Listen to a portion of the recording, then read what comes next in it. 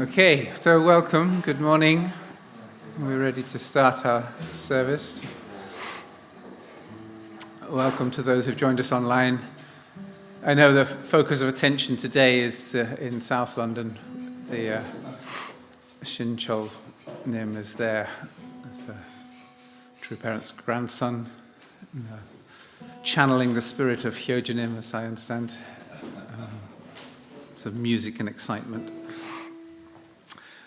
But anyway, we shall have our own point of depth and seriousness here. Yes, it feels like an odd time at the moment.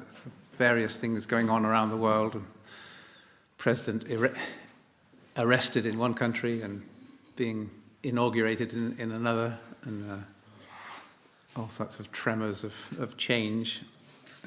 Hopefully good. We'll see. So let's begin with a song, Blessing of Glory. Please rise and we'll begin.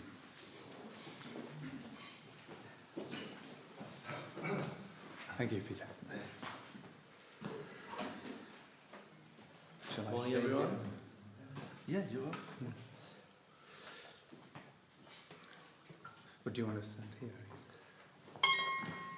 Yeah.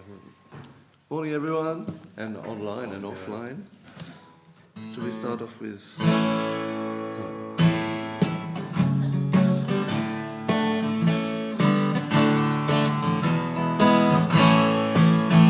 Now the light of glory arises like the sun that shines on high. Now awaken into freedom, oh revive the spirit so revive. Break the mountains and the valleys, bring alive the springs of the earth, light the world forever with the light of your rebirth.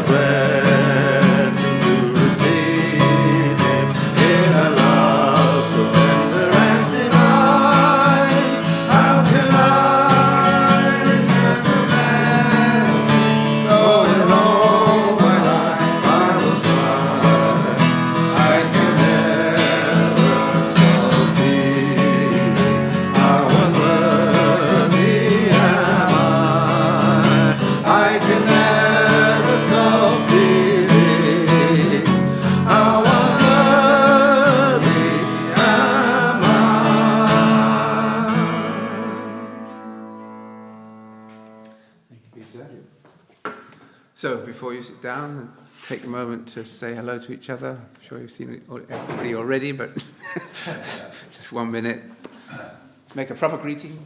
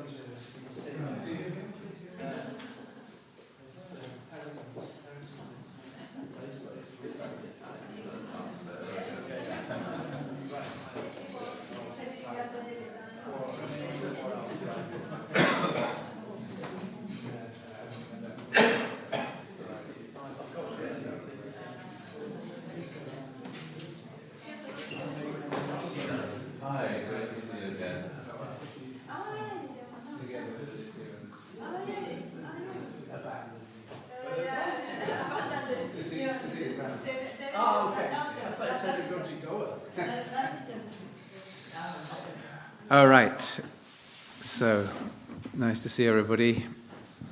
Increase our number by 1. So let's rise and recite Family Pledge number 2. Family Pledge number 2.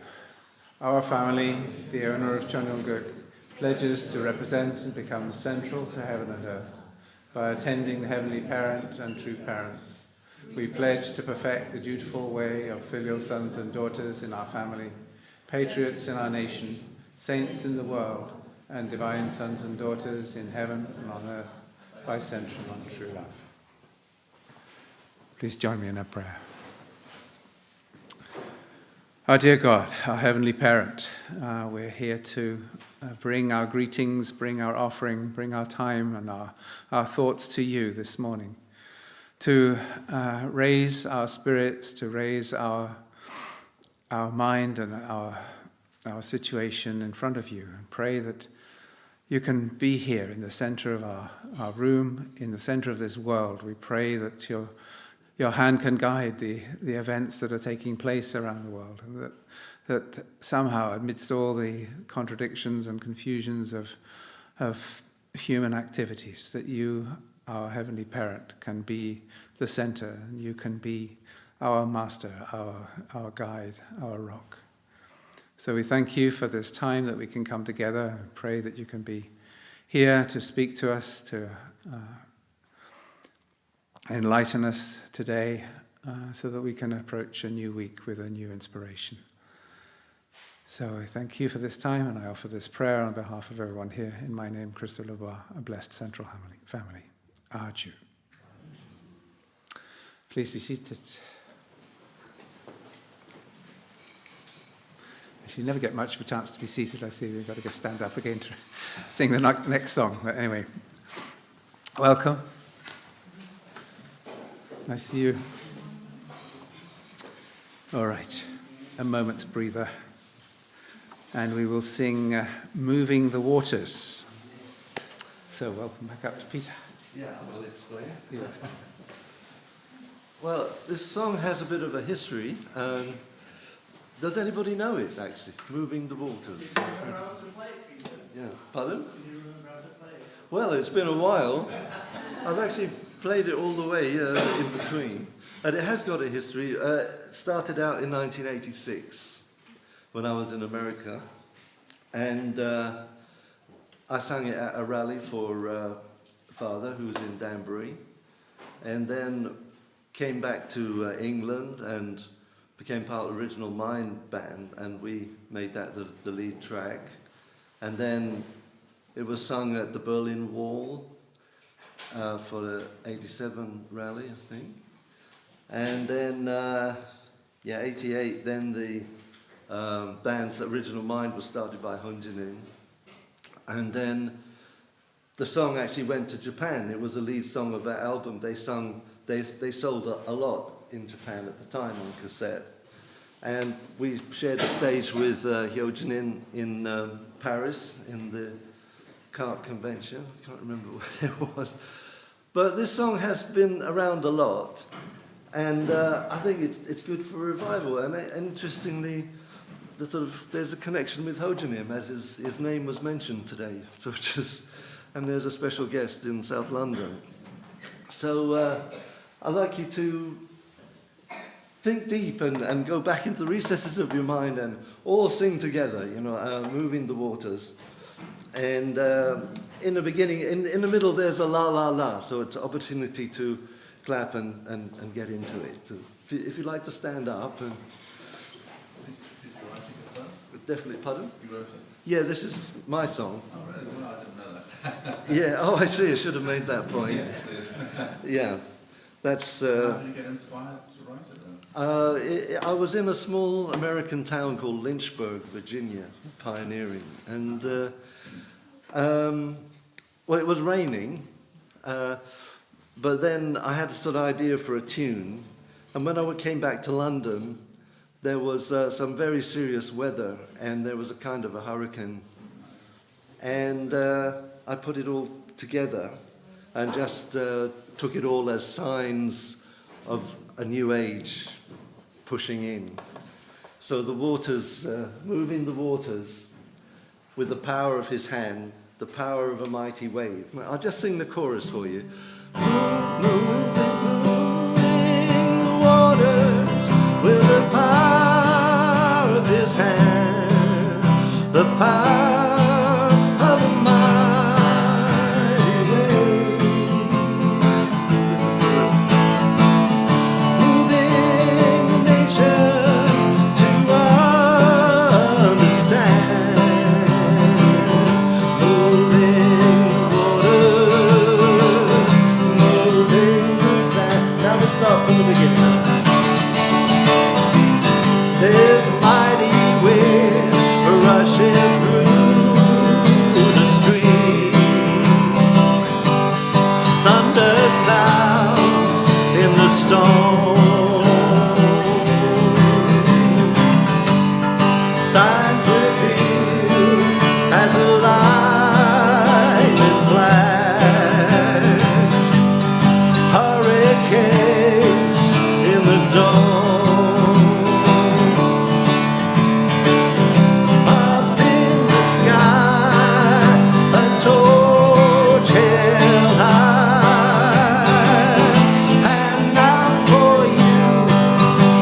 Flaming a coin, moving water with the power of his hand, the power of a mighty wave, moving nations to understand, moving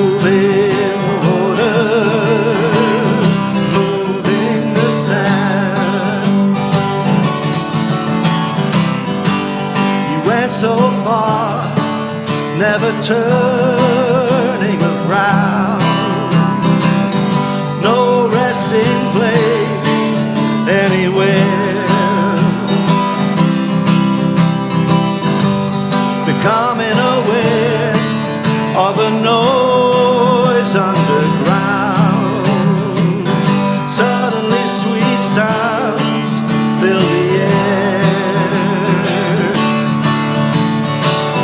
Look straight ahead,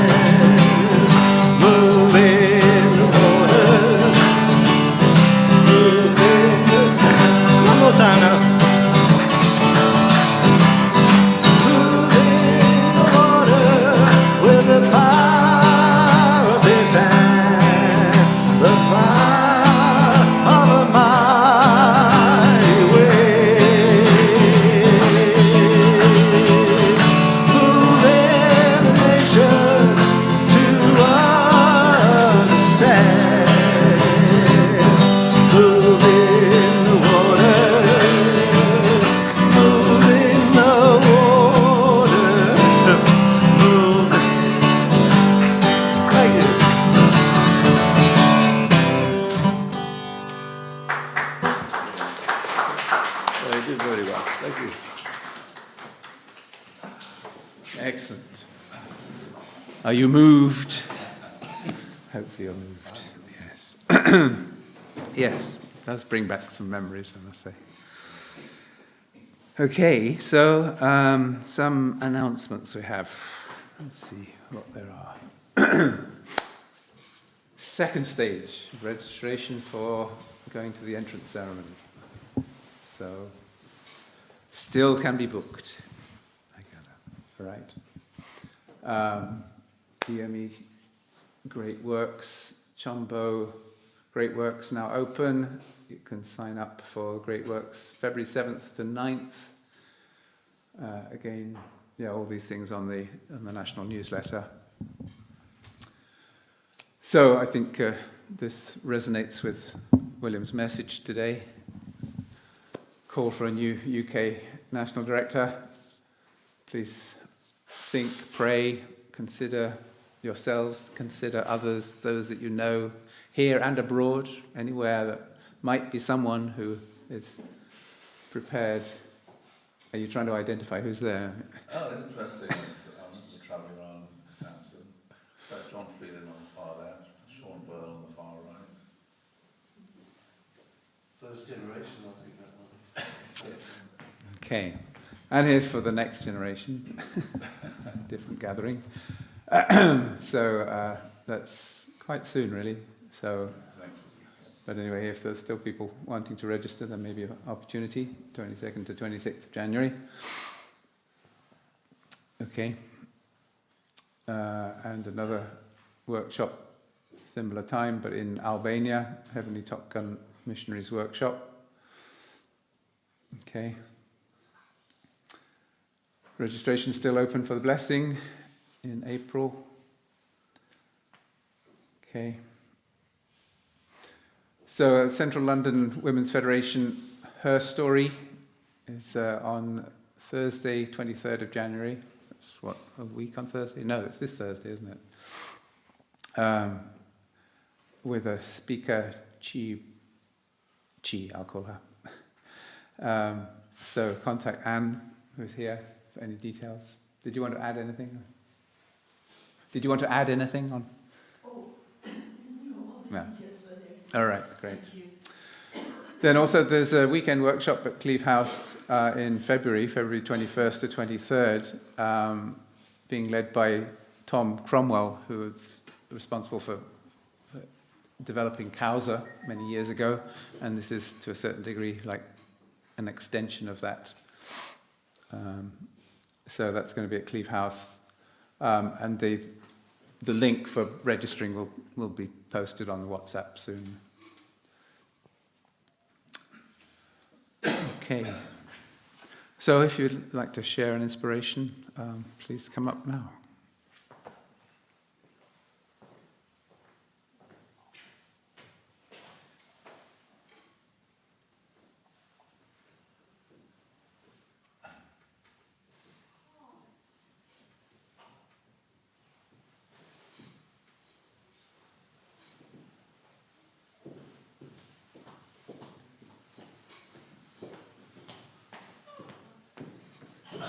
This is, it's okay, I did hi.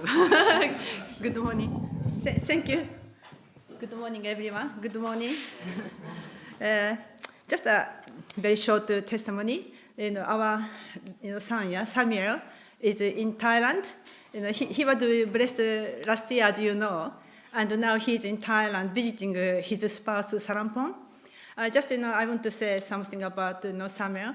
As you know, Samuel, really didn't have, so close friend for a long time. And it was, sorry, I'm crying. It was not so easy to find, his partner's person, whom, he can really talk to, in heart, and whom he can be happy together. It took, nearly 4 to 5 years, to find, proper, right person. But through, matching, that's matching website, we could find someone.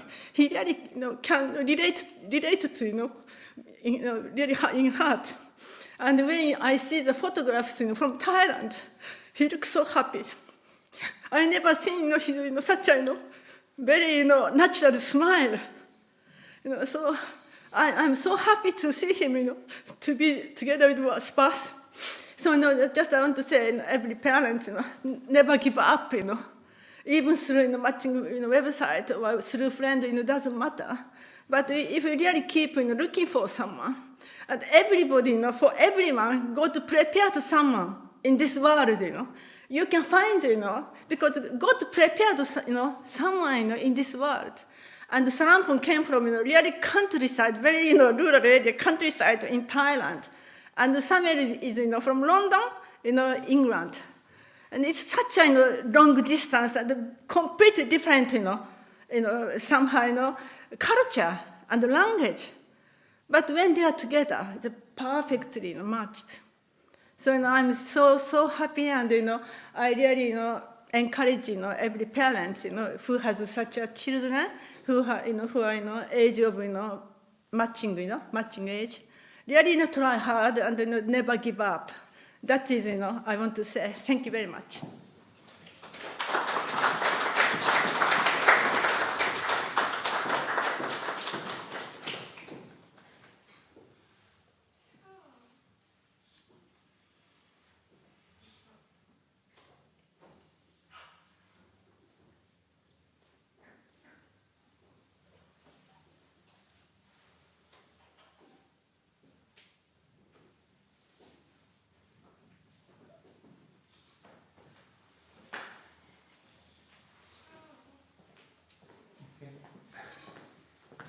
Thank you very much.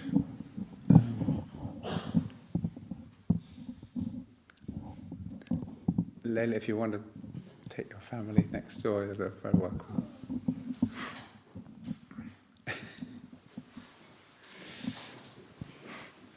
All right. Thank you. Lots of space there. When you come back, can you bring a table? When you come back, bring a table. All right, so thank you very much. So let's rise and sing one more song before our message today, which will be given by William on the title, Choosing a Leader. So please rise and welcome Peter back up. Put your hand to the plough.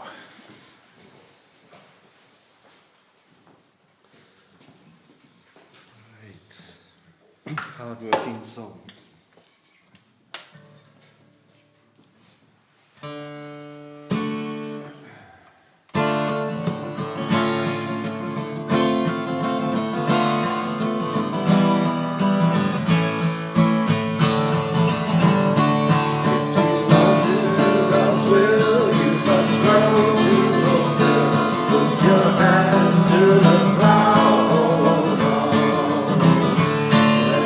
Spirit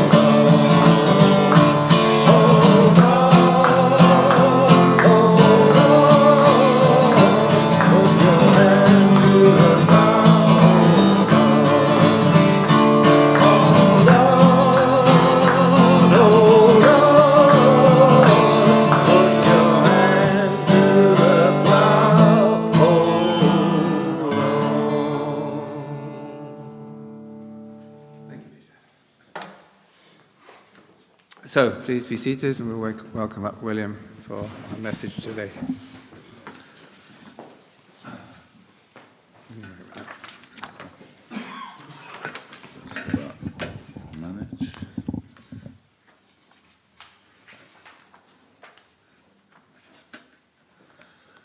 Good morning, everyone. Nice to see you all here today. Sorry, okay. Morning, those of you online. Don't know how many of you are there, because I guess most people probably tuned into South London, but you never know.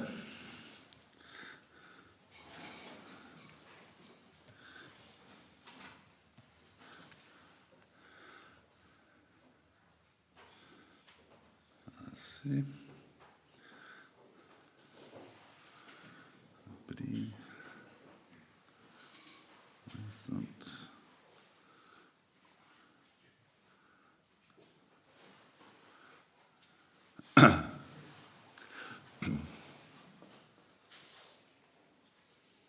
Oh, there we are. So as Chris was saying, quite a few changes going on in the world today. Tomorrow, Donald Trump is becoming the 47th President of the United States. And you can see he's making a huge impact, on many things going on in the world. Not just on a world level, but also on a national level. So our own government is having to rethink lots of things, hopefully in the right way, now that Donald Trump will be the president.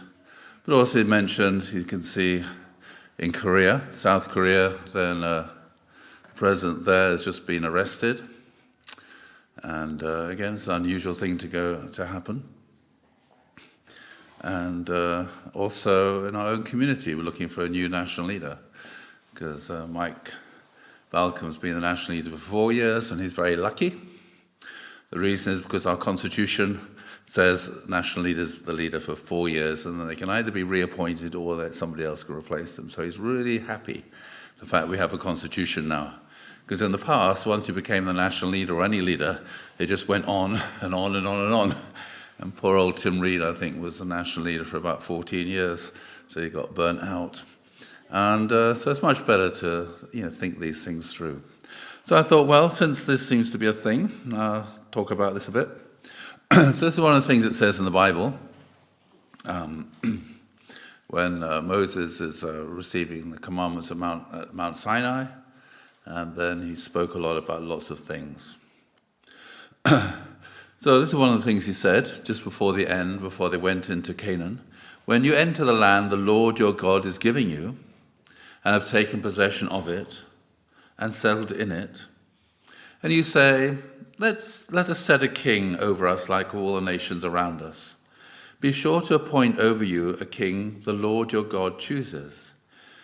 He must be from among your fellow Israelites. Do not place a foreigner over you, one who is not an Israelite. So it's kind of interesting here. They're setting off into Canaan, and God isn't saying you have to have this, this, and this, and this, and be organized in this, and this, and this way. God says, if you yourselves decide to have a king. In other words, it's not compulsory to have a king. It's something which they have to decide themselves how they want to organize their own political structures. So the political structure wasn't actually decided at Mount Sinai. It's something that God says you have to organize these things yourself. You yourself have to take responsibility for the way that your own community and nation is going to be governed and run. You've got to work it out for yourself what is the best thing to do. But make sure you appoint over a king the Lord your God chooses. So again, how is God going to make that kind of choice? Okay, different ways in which God might be choosing or making people aware of it, but that's the point. You have to choose someone who is going to be trustworthy, reliable, and is going to know things which need to be known. Also, do not place a foreigner over you, one who is not an Israelite. That's an interesting thing. It's something that becomes a problem if you do, but sometimes it actually worked out well.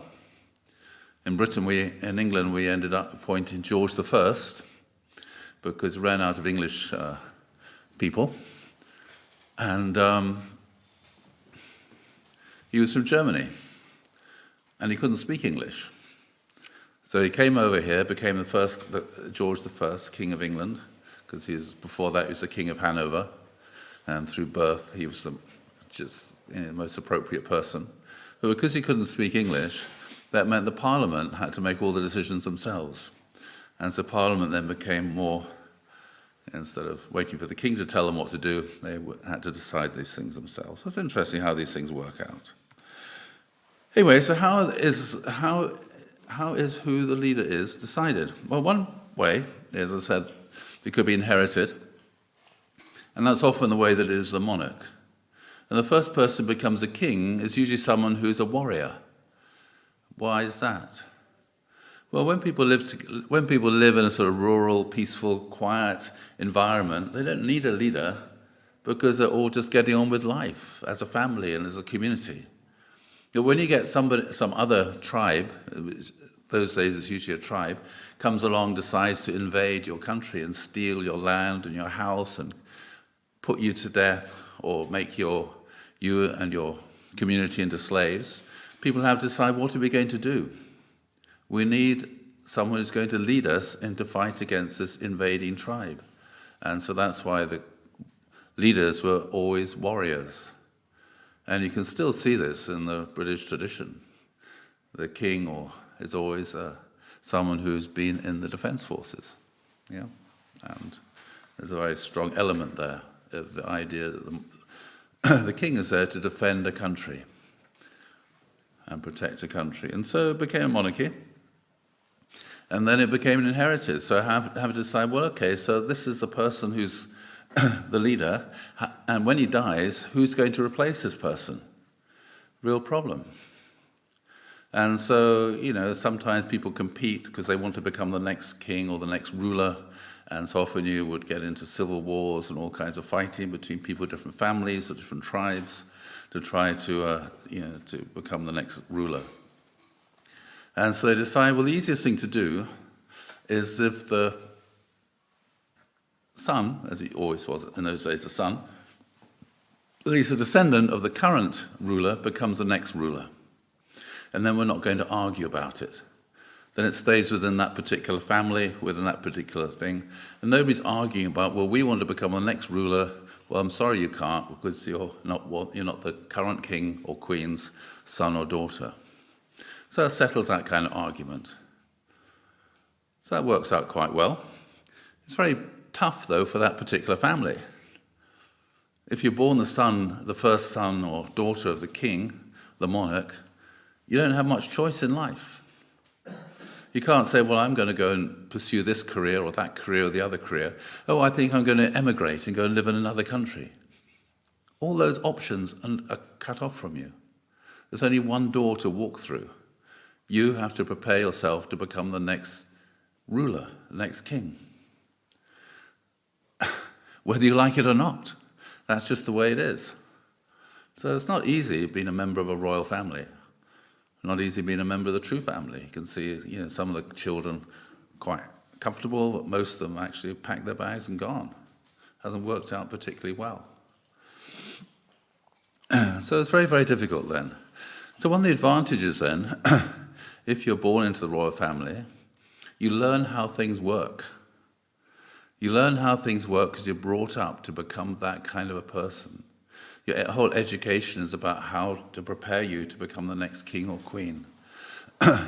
And so when you become the next king or queen, then you just carry on. Whereas if you become the president of a nation, you've just been elected to become the president, you become the ruler, and you have to do lots of things, but you have no idea what to do.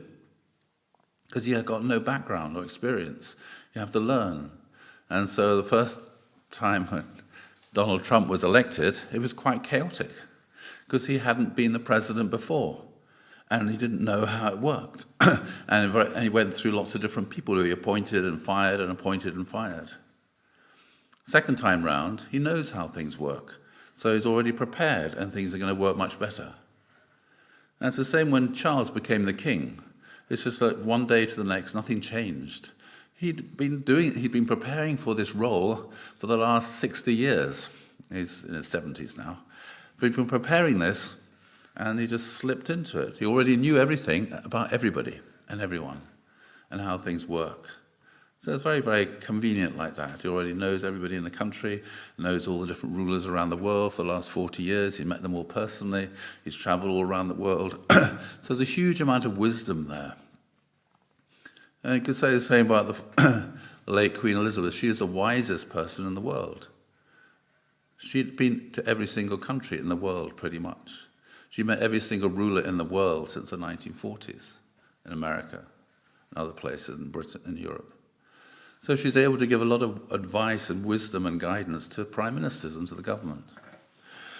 So that's one way you can do it. You can inherit it. And you have to hope that the family's going to be that kind of a family, a good family. Another way is to elect somebody. And so the Americans decided they got a bit fed up with the way it was. They became independent. They decided, well, we're going to have a constitution, which they didn't have in England, still don't. And we're going to elect a president. And it worked out relatively well, but as you look at the world today, where there are elections, you can see the huge problems. Because when someone is elected, they're elected by a particular half of the country. The other half of the country might hate them. And we can see this is what's been going on in America for quite a few decades now, especially at least since the time of Nixon, I guess. I can't remember who was before Nixon. A bit too young. Anyway, so one party would win the election. The leader of that particular party became the president, and everybody in the other party was against that person. Now you can see this with Donald Trump. You could see it with Biden. You could see it with Obama. You could see it with Clinton. You know, it was the sense that when you have a monarch, that can represent the entire country. So no one says that, the king or the queen in this country is on one side or another. Even though the king is the head of the Church of England, he visits and gets to know all the different religious leaders within the country, all the different communities within the country. He doesn't think, I just represent half the country, the people who elected me. So that's a problem when you have a democracy, you have someone who's elected. They're always thinking about the next election, and they have to think, okay, I have to have policies so that I'm going to get re-elected. Or the party has to think about getting re-elected the next election, so we have to make sure we can get at least half the country on our side. So that becomes a problem. And you can see that in the way it is in America today. It has been for several decades, actually. And you can see the same in France. What's going on there. You can see the same in Germany. You can see the same in quite a few different countries, this kind of problem. So it's not necessarily the best way of doing things. So then, that means then, if you are elected, it means you have to think, okay, we've been elected, I've been elected, or our party's been elected, but we're not here just to represent the people who elected us. We have to think, well, we have to represent the entire country, which is the mindset of a monarch. Yeah. And so if you look at the current government in Britain, the Labour Party got about 30% of the people who voted for Labour. Is that a majority? No. So if they think, we won the election, therefore we can do whatever we want, well, actually, 70% of the country didn't vote for you. They voted for Conservative or Reform or Greens or Liberal Democrats. So you have to think, okay, we might have won the most seats in Parliament, but actually only a minority of the people who voted for us. Therefore, we have to make sure that our policies are ones that are going to take care of the entire country, not just the people who elected us, which are mostly the public sector. Yeah, have to think about everybody else as well. So that's important responsibility for somebody who becomes a leader, thinking, okay, I'm not just there to represent the people who voted me in, I have to think and have the mindset of representing the entire country. Or somebody can be appointed. So that happens a lot. And then if you're appointed, then you think, okay, I am then... If you're elected, then you're thinking, okay, I have to listen to the people who voted me in, because they think I'm a good person. They voted me in, so I have to take their interest into consideration. Whereas if you're appointed, you think, okay, my authority doesn't come from the people who I'm leading. My authority comes from the person who appointed me. different way of thinking. I have to make the person who appointed me happy, otherwise they might fire me. Different way of thinking, okay? And leads to a different kind of way of doing things. Another way, person become a leader, they just decide they don't like the way things turned out at the election, or they don't like the person who is the leader, so they stage a coup. That's what the communists did in 1917, and various other people did that too. Okay, so these are different ways in which you decide a leader. So we're deciding another leader now in the UK. So people have been asked to think about somebody who they might like to to be the next national leader. Has to be somebody, obviously, who's British, because you have to be able to live in the country. And so you have to think, well, what's the best kind of person? The person who can, have this kind of sense of responsibility and sense of vision and various other things. And, yeah. And of course, you might decide to recommend somebody, but then if you get a letter or a phone call, oh, you've been recommended to be the next national leader, you have to think, do I really want to do that? And then that person has to then decide what they're thinking about doing. It's the way it works. You have to be careful what meetings you go to. You might end up getting appointed to something you don't want to do. So what is leadership? It begins basically with taking responsibility. And so what's responsibility? It just means ability to respond. It's just two words, response and ability. You have the ability to respond. So what are you responding to? You're responding to the world in which, you're responding to the reality of the world in which you live. Something might happen around you that you can see happening.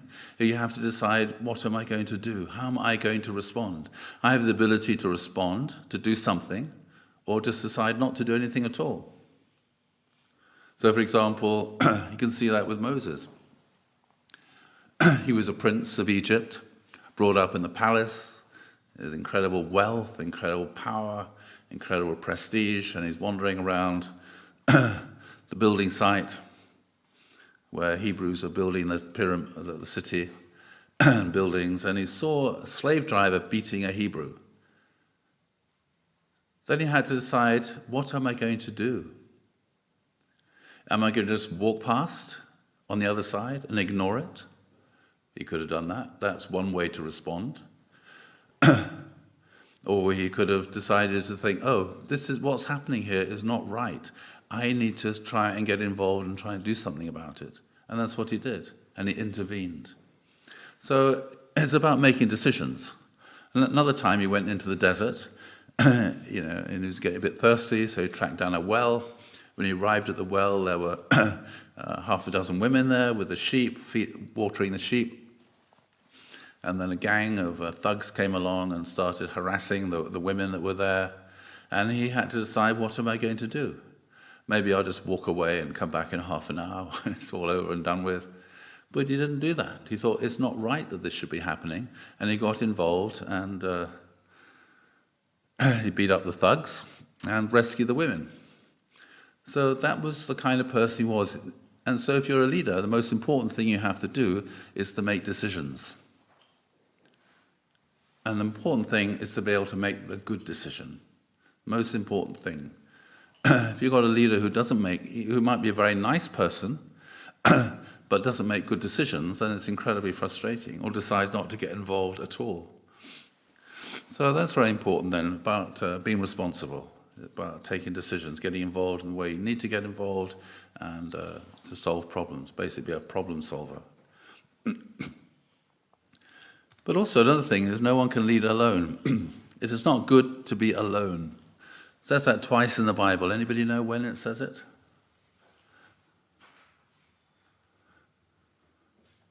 Any guesses?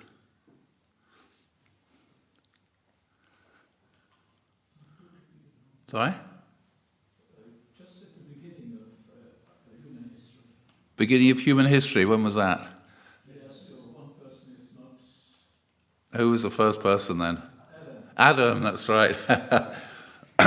And so, anyway, in this particular story in the Bible, it says God created Adam first, And they said it's not good for him to be alone. Lots of animals appeared.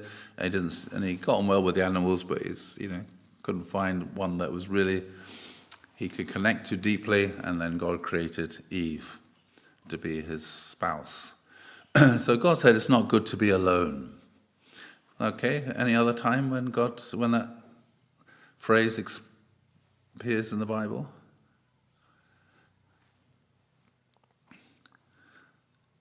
So Moses became the leader, but then after they left Egypt, then he was sitting in a chair, and every day, for hours and hours and hours, people used to come and visit him and ask him to decide different problems that they were having. And his father-in-law came along, Jethro, to visit him, and Jethro said, "You're going to get worn out. You're going to get burnt out if you sit here every day all by yourself making all these decisions." Thousands and thousands of people are queuing up and asking him questions and wanting a decision, an answer. And he said to Moses, "You're going to get burnt out. It's not good to be alone. It's not good to be a ruler by yourself. You get worn out. You need a team." And so Jethro, who's a patron saint to management consultants, he said you have to you have to divide all the Israelites up, and for every group of 100, you have to one person who's the leader, who can make all these decisions. And within the 100, you have to divide that up into 2 groups, 2 50s, and then one person over every 50, and divide the 50s up into other groups of 10s. And so every group of 10 had one person who was a leader or decision maker. Every group of 50 has somebody, so it's 5 groups of 10, and et cetera, works its way up like that. So in the end, one person out of every 8 adults amongst the Hebrews had some kind of position of responsibility to solve problems. And so instead of waiting for justice, for years sometimes, as is in this country, it could all be sorted out very quickly. And any problems that appeared could be sorted out quickly. And if the leader or judge of that particular group of 10 didn't know the answer, then you go and ask the person who was responsible for that bigger group of 50, et cetera. And that's just the way it worked. And that's why they're able to make their way into Canaan. Because instead of just having one person, had a team. They're very important then. And then Moses had a team. The closest team was his older brother, Aaron, and his sister Miriam. So they supported him and they helped him, and it all worked together very well. And so the same thing happened in this country as well. You had a king, but then sometimes the nature of kings, being lots of fallen nature, they want to have the power and authority to make all the decisions by themselves. And there's one particular king called Charles I who said, "I have the divine right of kings. God appointed me. I don't need to listen to anybody else. I can decide everything all by myself. I'm not under the law. I'm above the law because I'm appointed by God and have the divine right of kings." Anyway, didn't go down very well here, and he got his head cut off. But a long time before that, people decided we don't want that kind of a leader. We don't want someone who's going to make all the decisions all by themselves. Nobody has the authority. It's not biblical. And so in England, they had something called the Witan. Later again, the Witan Gamot, which is the ruler didn't have the authority to make any decisions by himself without first of all having a council of elders. And so the elders, they find some kind of problem or some kind of issue going on, usually in relationships with France, didn't get on with them so well, or something else. And then all the wise men, who were the elders from the country, the community, the nation, they would all have a conversation, a discussion, a debate, an argument about it. They'd all come up with different ideas about how things should be solved. And the king couldn't say anything. All he could do was listen. And then eventually, when the conversation and all the settled, then the king should have been able to recognize, okay, this is what everybody agrees about, and that's what we're going to do. So the king then, he had to listen to this kind of advice. He couldn't make decisions outside the council of elders. And so this later on became what we now call Parliament. And so you have a prime minister, which is actually the queen or king's first minister. Anyway, so that's the way it works. You can't do things by yourself. You need to have support. And also, leadership's about the future. Going somewhere. If you're leading an army, you have to think, okay, this is what we're going to do. You have to give an inspiring speech to all the soldiers about fighting the other tribe or the other nation. This is why we're fighting, this is what we're going to do, etc., etc. Or some kind of vision about the future. As Moses did, leaving Egypt, slavery in Egypt, going into Canaan, live a life of freedom, a different kind of society. This kind of vision is what people need to be able to inspire them to work hard, to invest themselves into the future. So it's very much, again, something to think about. Also, leaders learn. So again, this is Moses speaking here. When he takes the throne of his kingdom, assuming you want to have a king, anyway, basically any leader, he's to write for himself on a scroll a copy of this law, taken from that of the priests. So the king himself, he had to make his own copy of the Torah or the Bible. He had to write out for himself all the laws. And when you write it out yourself, you tend to remember it. It is to be set with him, and he is to read it all the days of his life. So every morning, the king had to get up and do hunduke, which meant reading the Mosaic law and reading the Bible, so that he may learn to revere the Lord his God and to follow carefully all the words of this law and these decrees, and not consider himself better than his fellow Israelites, and turn from the law to the right or to the left. So again, this is the idea here.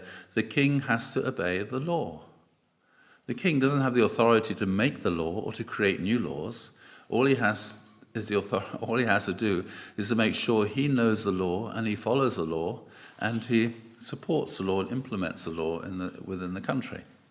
So if you're going to be a judge, you have to know the law. If you're going to make decisions, you have to be well educated. And so again, when Joshua becomes Moses' successor, Moses said to him, keep this book of the law always on your lips, meditate on it day and night. And so that's why it's incredibly important that a leader should be well educated, should study the scripture. But it's not enough in this world in which we're living just to study the scripture, although to be perfectly honest, the Bible is the book of books. It's the best book in the entire world to read and to study, because everything is in there that you need to know about everything. People actually read it. But also have to understand the world in which you're living. So when issue comes up, you have to make a good decision.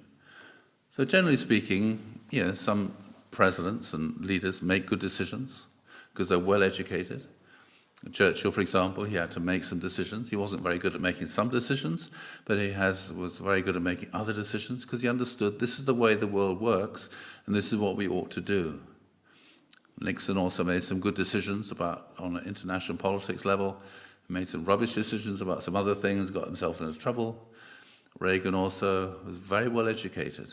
People thought he was just an actor, but actually he had read a huge amount of political philosophy and literature. Mrs. Thatcher is also incredibly well educated. And you get people who become leaders who are not so well educated. Cameron wasn't particularly, nor was Osborne, made huge mistakes in relationship with China and various other things. Boris Johnson had all kinds of problems, but he made some good decisions. He was the only politician who's willing to actually implement the democratic process. Britain voted to leave the EU. Nobody else wanted to do that. He was the only one who respected the vote and was willing to implement that. Very important, to listen to what the people want. And then he made some other good decisions about getting involved in Ukraine, and some other important decisions about lockdown and vaccines and various other things too. And then we have our current Prime Minister, who, to be perfectly honest, is not very good at making good decisions. Very shame. Anyway, got lots of problems going on. So leaders need to be well educated, need to learn. So if you ever go to Anybody here go to National Trust properties? If you go to some of these houses, these mansions that are owned by former prime ministers, you walk in and they have a library, usually about 20, 30, 40, 50,000 books. They just read. That's all they did was read. And that's what Father did a lot. He read a lot. It's really important to study and to read if you're going to be a leader. And so when Matthew became the national, started getting involved in becoming a pastor, I said, well, if you want to do this, you need to go and study. A degree in science. So I said, you need to go and get a degree in theology. So we went and studied at Harrow. And it makes a huge difference. One really needs to study. Because you have to make decisions. To make decisions, you have to know the way things are. Leadership means believing the people you lead. Let your members, this is Father speaking here, he wrote a very good, gave loads of good speeches. This one was to MFT captains in the late 70s. Let your members give suggestions about the best method to use and give comments about themselves. If you're confident of having the best way, do not just insist that your members follow your way. If one of them comes up to suggest his own idea, even if you think he's wrong, do not say, no, just hush up and listen to me. Hush up's very polite. Shut up would we normally. Rather, try to find the good points in his suggestion and agree with him on those. If you come to realize someone is actually better than you in some ways, then you can always accept suggestions from him. So again, it's interesting here, Father's idea of leadership. You should listen. This is the way it was here. The king has to listen before making decisions. You have to listen and find out who's got the best idea. It may be you, but it may be somebody else. And one of the things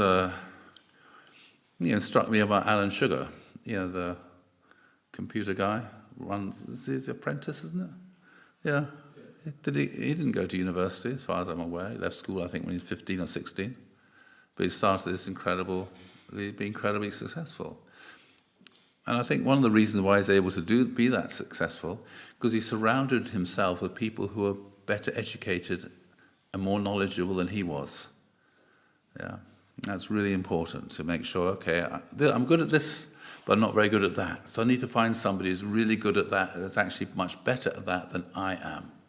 That's a really important thing about being a leader. You have to recognize your own strengths and weaknesses and find other people who can complement and support your weaknesses. So it means, in that case, believing the people you lead. You have to believe in them and have faith in them. It's really important. But to be perfectly honest, leadership is stressful and emotionally demanding. So this is Moses. He went through all kinds of incredible difficulties. Sometimes the whole thing fell apart. He wanted to go from Egypt into Canaan. The people spent a lot of time complaining, not enough food to go around, not enough water, this problem and that problem, the other problem. And the problem was they always kept on asking him to solve the problems. That was, because they were having to get from the state of being a slave, where they're just doing as they were told, to being a free person and making the decisions themselves, taking responsibility for their own lives, instead of expecting him to make all the decisions and to do everything. So Moses said to God, one of the most interesting things about the Bible is that these conversations that the prophets had with God is all recorded there. This is what he said to God.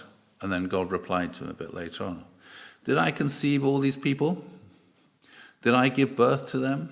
Why do you tell me to carry them in my arms as a nurse carries an infant to the land you promised on oath to their ancestors? I cannot carry all these people all by myself. The burden is too heavy for me. If this is how you're going to treat me, please go ahead and kill me. If I have found favor in your eyes, then do not let me face my own ruin. So he's basically having a nervous breakdown with God and telling God he's burnt out, he's going to collapse. He thinks it's all God's fault because God has asked him to do this impossible mission. I feel sorry for poor old Mike, He's a leader of 72 countries in the UME region, plus the national leader of the UK. It's just ridiculous, to be honest. If I was Mike, I would go and say this to a true mother. It's a natural thing to say. You get burnt out, you get worn out. It's miserable being a leader, to be honest. I don't, not for me personally. I really quite happy the way things are. We've got Chris and Judith and lots of other people and Raymond to do all the things, which in days gone by, previous leaders had to do the whole thing all by themselves. But I'm really lazy and I like other people to do lots of these things. Not that I'm very good at doing lots of things. But, this is just the reality, and it's not an easy thing to do. And so one of the great things about being a Prime Minister in Britain is you can go and see the King, or previously the Queen, once a week. And the Prime Ministers used to say they could go and speak to the Queen, Queen Elizabeth, and they could just unburden themselves about all the troubles and difficulties they were having. And they knew the Queen would never tell anybody what they'd said to her. And at the same time, they knew that she, because of all the experience she'd been through, could give them wise wisdom. And so I think one of them said, they went to the Queen and said, the economy's collapsing and this and all these problems. And she said, I remember this. I remember every Prime Minister tells me exactly the same thing. The country's collapsing and the economy's going down the drain, etc., but it all works out in the end, don't worry about it. And so it was an incredible thing to have someone like that you can actually go and talk to. So things work out like this, hopefully. You need someone like that who you can actually go and share with. And for Moses, the person he shared with was his older sister. He used to pour out his heart to his older sister and have his nervous breakdowns with his older sister. And then one day, she died. And this is, Moses himself is completely grief-stricken. His sister died. Yeah. And the next day, people complained there wasn't enough water, and Moses went to talk to God, not enough water. God said to him, go and speak to the rock.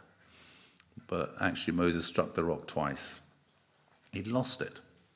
Why did he lose it? He was grief-stricken. His sister died the day before. So that's why he lost control of his emotions. Yeah, so it's really very important to have someone like that you can rely upon, you can share your heart with, someone you can just pour out your heart, so you can appear in front of all the people, looking really wise and really sensible, and really at peace and calm. But, you need a bit of privacy, you can just go and say other things.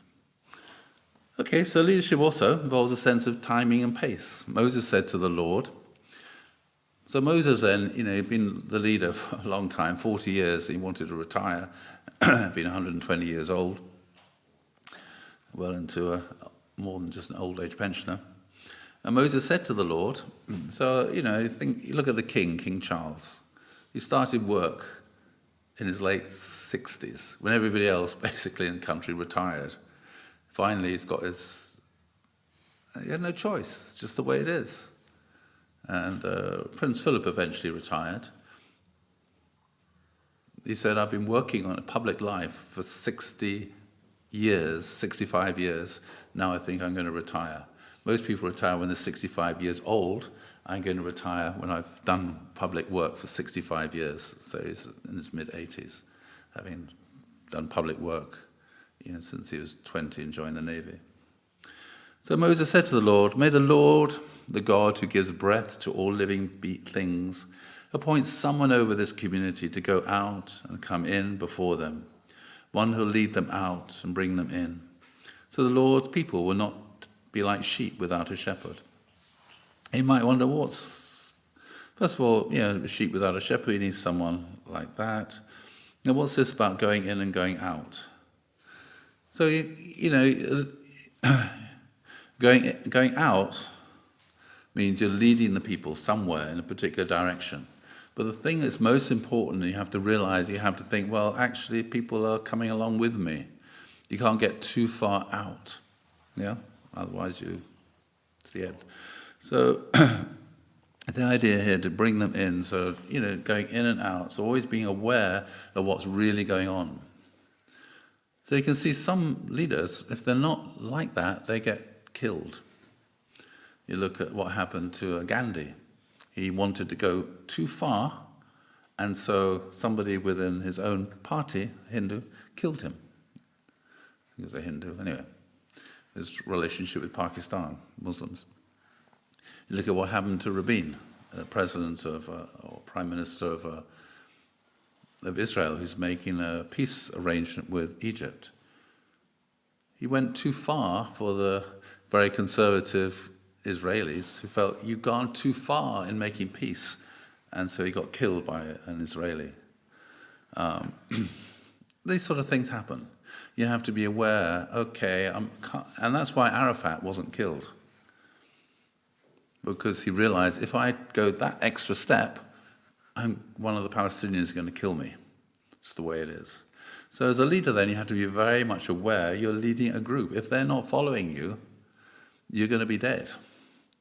So that's why this idea here, you have to point someone over to go out and come in before them. So always being aware, always listening, always being aware of people's reality and situation. The same with our own community. Father spent a huge amount of time giving long, long speeches before going anywhere and doing anything, because he wanted to feel he had the support of people. So right at the end of his speech, he'd always say, "Do you all agree with me?" We'd all say, "Yeah." But that was, for him, it's incredibly important that all the decisions he made and all the things that he did, that he had the support of all the members that he was speaking to at the time. Really important. You can't think, oh, I'm the leader, therefore I can decide this, this, and this. You actually have to go around and invest a huge amount of time in persuading people to support you. And that's what good politicians do as well. They have this vision. Mrs. Thatcher was like that. She drove some people totally around the bend, but she was able to motivate people to do things.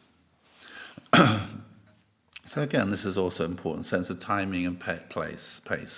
So if you become the new leader of the UK movement, you can't think, well, I've got all these ideas and ideals about things I want to do, and we're going to do that.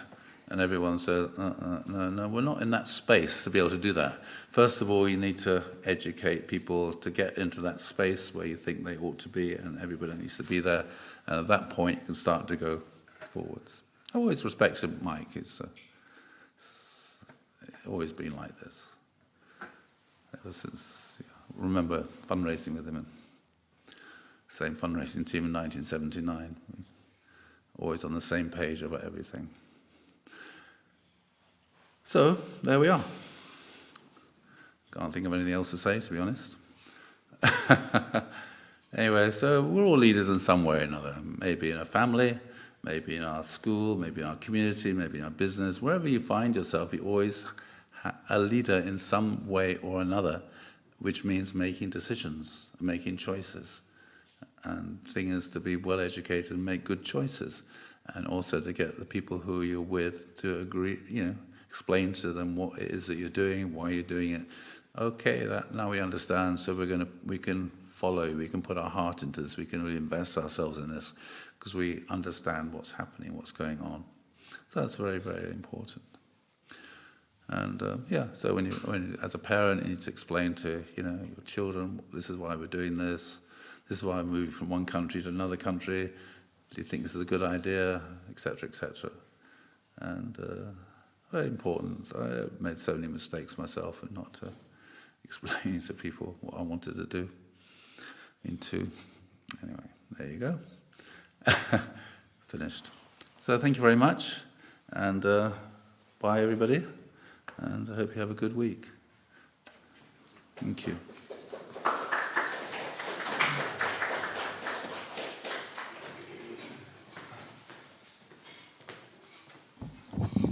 Thank you, William, your wisdom.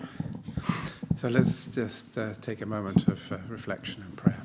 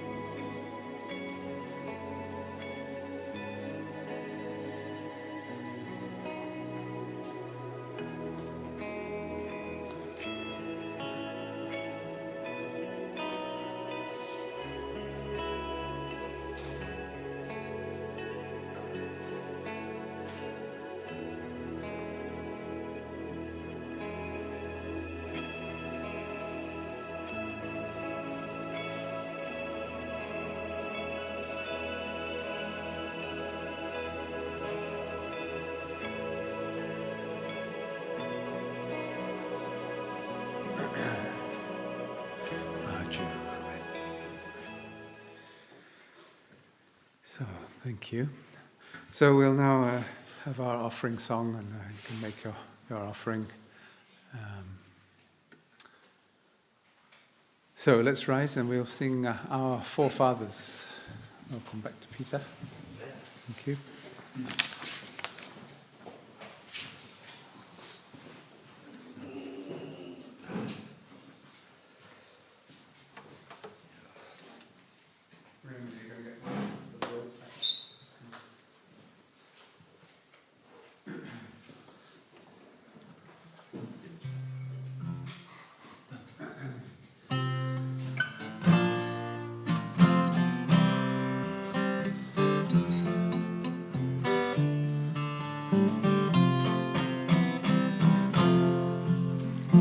Our forefathers built for us a beautiful land.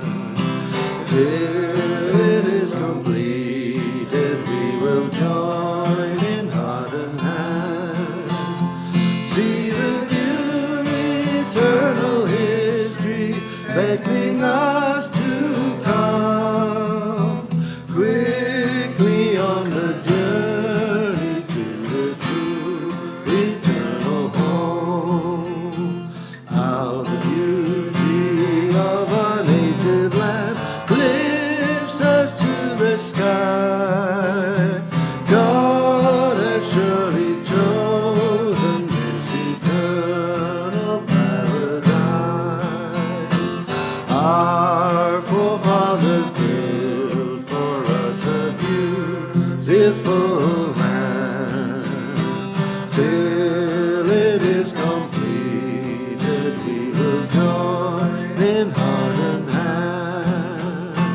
See the new eternal history beckoning us to come quickly on the journey to our true eternal home.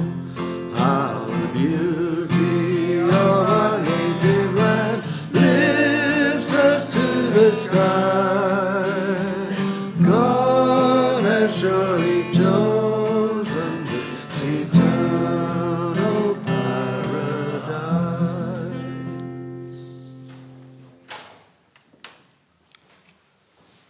Our dear Heavenly Father, we thank you very much for this morning. We spend time together, worship you, and we listen to your word through our pastor.